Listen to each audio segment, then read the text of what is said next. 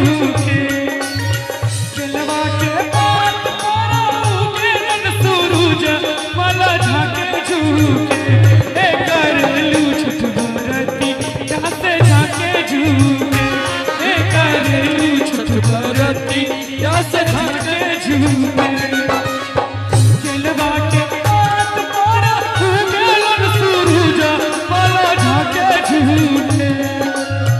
केलवा के पात पर उगेलन सूरज मला झाके झूके ए करलू छठ बरती यहाँ से झाके झूके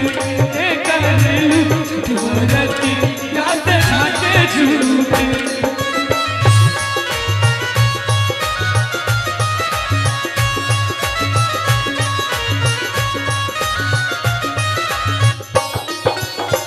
हमको से पूछी बरतिया से कितना लागी हमको से पूछी बरतिया से कितना लागी ए करलू छठ बरती या से कितना लागी ए करलू छठ बरती या से कितना लागी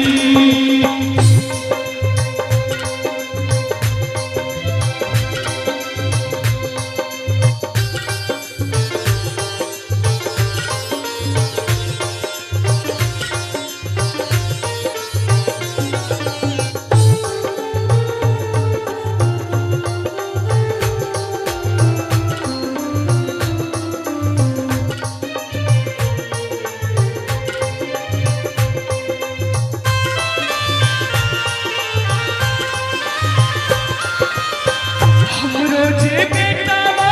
कहूँ ऐसन बेटावा से उकरे लागी हमरो जे बेटावा कहूँ